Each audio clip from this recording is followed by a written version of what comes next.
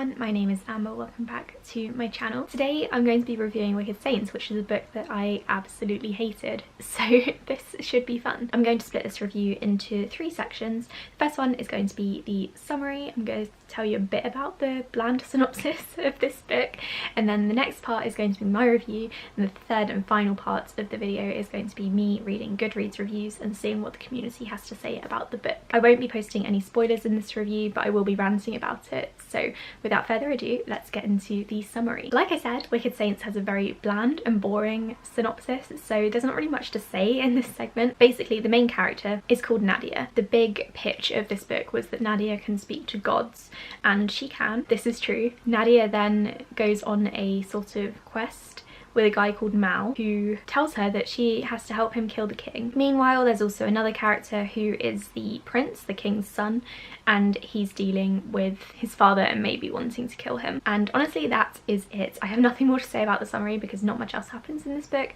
It's all about Nadia and Mal getting to know one another, and Seraphim, the prince, trying to figure out whether or not his father's a dick. That's it for the summary. Go and read the Goodreads one if you want to know a bit more about the book. I don't know if it is actually more in depth than what I just told you. I don't really have any other ways to describe this book. So on to my review. My basic thoughts on this book consist of three main things. So I need to talk about the world building because I've got stuff to say about it. I need to talk about the characters because I've got a lot to say about those.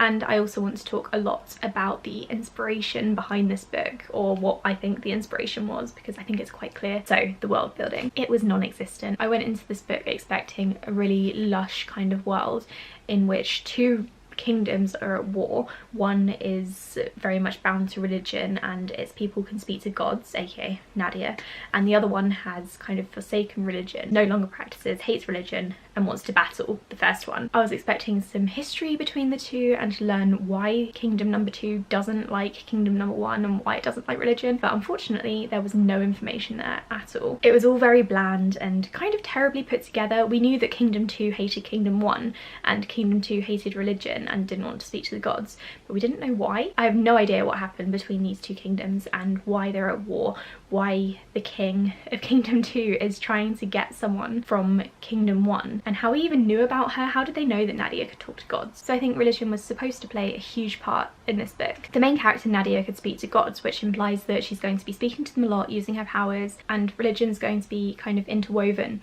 within the story and the world building. But really, we didn't see religion affecting everyday life at all. We didn't really see how it affected Nadia other than her talking to the gods. There was no kind of community there. There was no, I'm trying to think of the word for it. Basically, religion didn't seem to inspire any of these characters' decisions, and they didn't really seem to think about how it affected them and how it was a part of their everyday lives. It just seemed to be kind of a thing that the author used as a reason for these two kingdoms to be at war, and that was about it. There was no solid world building there. Like I said, one kingdom hated the other kingdom because of the religion, but I don't know why. I don't know if perhaps religious people from the first kingdom hated on the second kingdom first and then the second kingdom went to war with them, or kind of the gods ignored people in the second kingdom and they felt left out. Yeah, I just don't really know the backstory or why this war has been going on for so long and why there's a rivalry there. It just didn't really make any sense to me. And I also didn't know if in kingdom 2, the non-religious kingdom, does that mean that no citizens are religious and they're not allowed to be, or does it just mean that they don't like the religion from religion 1 and so it's mainly just the king who doesn't like that kind of thing? It was confusing and I really didn't enjoy it because it didn't feel like it was very well thought through. I think the author just used it as, like I said, a device to kind of have the kingdoms at war with one another so that Nadia could go from one kingdom to another and assassinate the king. I think the world building was also Russian inspired. I think beyond the names of people and things, it didn't really fit that well for me. So that was all a bit shit. But my major issue was with the characters. This is why I wanted to talk about them specifically, because they were such rip-offs of other books, more popular book series, and it got to me. So the main character's name is Mal. I'm going to be honest, I don't know how to pronounce his full name because it's unnecessarily long, and also never shortened to Mal, probably because Mal is a complete rip-off, along with other things in this book, of the Grisha verse. I think it would have been very dangerous for the author to call her main character Mal and then also take aspects from the Grisha verse and combine them into this book. But anyway, the main character, Mal, is very quite clearly inspired by the Darkling and Kylo Ren. I've had a quick look at the author's Twitter and she's definitely a Kylo Ren fangirl, and I couldn't find anything on the Darkling, but I'm going to have a look after this to see what I can find, because Mal, without spoiling anything, is a complete rip-off of the Darkling. The twists were very, very similar. You could tell that the author was kind of going for the tragic backstory, love interest sort of thing that makes everyone ship the Darkling and Alina, except I fucking hate the Darkling and Alina. It's an awful ship. The Darkling is a mass murderer and a bit of a psycho, so why would you ship him with the Sun Summoner? I don't know, but I think the author wanted us to ship Mal with Nadia, and I hated it.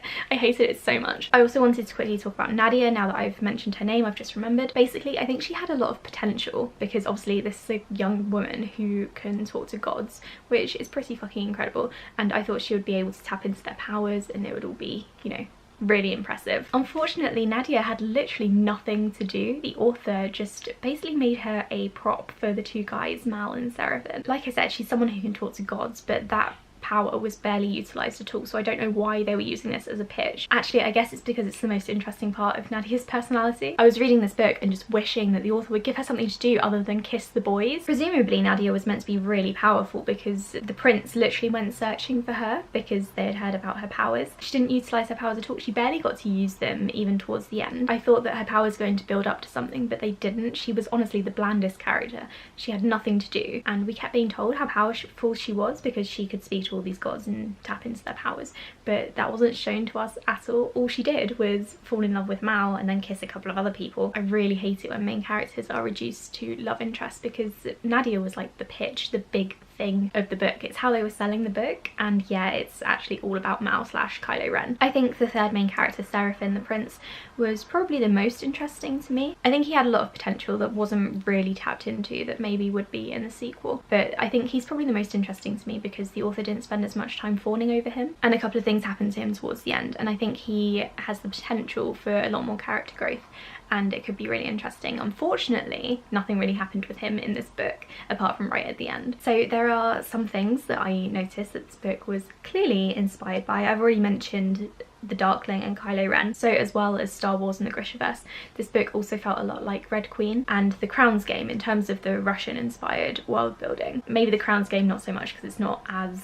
popular of a series, so maybe the author hasn't heard of it, but without a doubt she has heard of Star Wars and the Grishaverse, and it was just a complete rip-off, which I hated it. So obviously inspiration is one thing. Authors can be inspired by many different works and they can intertwine these things into their own books, but completely ripping off a series and passing it off as original is another. The twists in this book were all the same. Mal and the Darkling were the same. Nothing else about this book really seemed to matter. It was all about this Mal Kylo Ren guy, and it drove me crazy. Honestly, maybe the author could have pulled it off if the writing was better, but it wasn't. I wasn't really intrigued by it at all. I was only reading it because I spent £7 on the ebook, which I regret because I wanted to recap it for my website Recaptins, and the only way I could get hold of it, like, in that moment was as an ebook, which cost £7, and honestly it was not worth it. I really honestly hated this book and I would not recommend it to anyone, but I am interested to see whether other people enjoyed this book, so I'm going to look at some Goodreads reviews now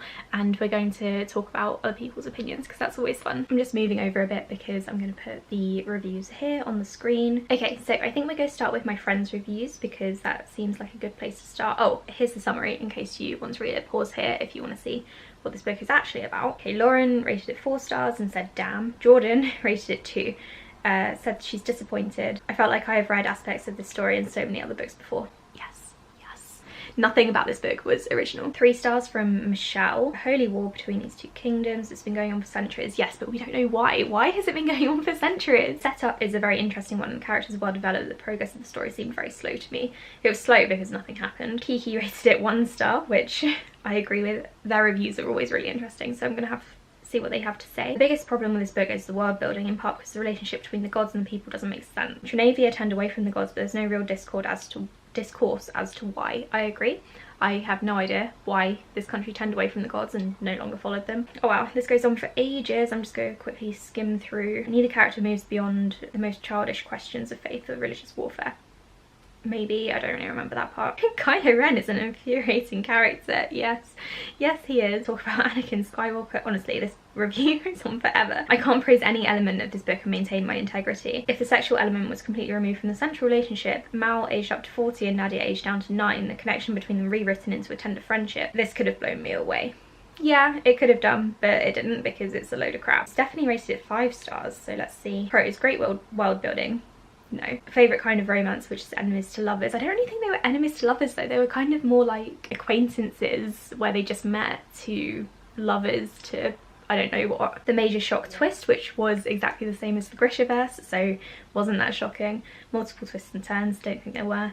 Similarities to Bardugo's Bone series, which I think means Grisha series, which yes, the similarities were complete rip-offs. Love Magic was Little Hut to Grass. Nadia can speak to all the gods. Well, she can, but she didn't really. Pronunciations, and I guess one of the twists early on, probably because she read it before. 2 stars, 2 stars, 4 stars. So not many of my friends have read it, which is surprising because I thought this was quite a popular book. Let's move on to community reviews now and we'll see what people have to say. The top one is by Chai and she rated it 1 star, which is fantastic. Let's see what she says. Cold eternity of endless disappointment. I was really bored, yeah. Couldn't connect with any of the characters, yeah, because they were boring. My least favourite thing in fantasy is when a female character is reduced to a love interest. Yes, I completely agree. Well, it's one of my least favourite things, but it's one of my least favourite things about this book. Reagan rated it 2 stars. I rarely see her rate anything lower than a 3, so that says a lot about this book, really. Oh, Melanie gave it 5 stars, which is surprising to me because she's read a lot of books, so I'd have thought that she'd have picked up on the kind of rip-off aspect of this. Let's see. I truly was obsessed with how the author crafted religion and the saints in this book. Okay, that's interesting because that's something that I really didn't like about it. Overall, this book just had too many things in my personal wheelhouse for me not to completely fall in love with it. That's fair, I guess. I'm glad it worked out for her. Theodora also rated it 5 stars. I don't know what's going on with this book, but I'm loving it. There's Cam from Modern Family. 1 star from Alex from Comets and Comments. Right, they've included gifts, that's good. There seemed to be no plots. Well, that was a bit of a plot, it was just very basic. I was struggling to differentiate the voices between the dual points of views. I noticed that this is a problem a lot with debut authors. I think I've noticed a lot of debut authors who try to write dual perspectives. A lot of the time I also struggle to differentiate between the voices because they sound so similar. I guess that will come with practice. There was so much insta-love, I also ended up wanting the 2 characters not to be together. Well, yeah, because Mal's a dick. Everything was meh, I kept losing interest. Let's gave it 4 stars. This is for everyone who shipped Alina and the Darkling. Yeah, I don't really need to read the rest of that review because that is correct. The romance is very insta-lovey and the writing can get confusing and muddled at times. Yeah, the writing was not great, so trust me when I say the world is dark, dark, dark, probably the darkest I've read. Now, I don't know if the reviewer hasn't read many books, but I wouldn't say it's the darkest thing I've ever read at all. Chandler rated it 2 stars. Nadia is an idiot for 385 pages. See, it wasn't just Nadia though, it was Mal and also Seraphine to an extent. All the characters were idiots. Let's not just pick on the female character who the author tried to make a love interest rather than an actual human being. Emily A Duncan, that's the author, so let's click and see what she has to say. Got a cover. The book is going into the world now. Note on some of the content. There's a blanket content warning. Okay, it's good that she's writing trigger warnings, that's good. Title got changed, I didn't know that. Maybe I did know that, I've heard of something dark and holy. But I might be confusing that with something strange and deadly, which maybe this book was also ripping off. Some tea is about to be spilled and I'm an angry C-U-N-T. Wow, okay. The MC is the dumbest in town. They're all a bit shit. The villain is such an important character that he doesn't even talk once in the story. Yeah, what is that with that? I didn't actually think of that until now, but the king didn't really have much to say at all and he was barely relevant. What's the goal? Why is he scared? What is happening? I agree with this person. The plot is so dumb. They did a U-turn from their original plan to go to another country to kill some distant old king, which clearly doesn't align with their goal. The romance is forced down our throats like a turkey on Thanksgiving. This book is basically a 2019 version of Shadow and Bone, and it's not even trying to hide it. The romance with the dark guy, the Russian-inspired universe, the war to stop the village idiot. MC. Alina wasn't a village idiot. She wasn't everyone's favourite character, but I did quite like her. Even the plot twist is the same. Why isn't anyone talking about that? I am talking about that. The writing style was confusing. I feel like Wicked Saints is a new Red Queen. They also mentioned Red Queen. Yes. 3 stars. Hello, is this the Flat Earth Society? What? There is this book that's called Wicked Saints where the characters are so flat they can't be this flat if the earth is rounded. Okay, and yeah, you still gave it 3 stars, Hammond. Why not rank it down? I've also found that if you've read Shadow and Bone, you already know what's going to happen and find a similar setup to what I imagine will be a similar trilogy from start to finish. This one was much darker than the Grisha trilogy despite its obvious similarities, and the epilogue was everything I could have dreamed of and more. So another person who agrees that it's just like the Shadow and Bone series, so I think if multiple people are calling it out, then that says a lot. So this person DNF'd it at 25%. The Kylo Ren stand-in was not very Kylo Ren-y. He was, but I don't like Kylo Ren either. I love that the main character could talk to gods. All the characters had issues with who to trust, who not to trust. So what was my problem? I didn't feel any connection to the characters. Yeah, because it was badly written. This person gave it 5 stars, 4 stars.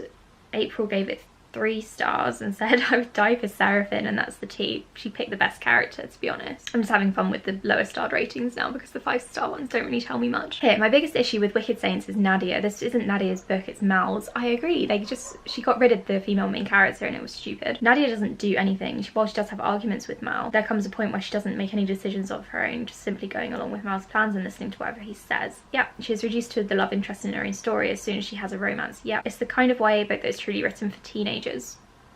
Aren't all YA books written for teenagers? I've seen a lot of comparisons between Wicked Saints and Leigh Bardugo's Grisha trilogy, and while I do see similarities, those books have a highly structured magic system when we know the rules. Wicked Saints, on the other hand, does not. It was all very insta-lovey. This book seemed to be all about Mal, and in a poor way because it kept referring to him as anxious and lovable, while also constantly talking about how evil he was.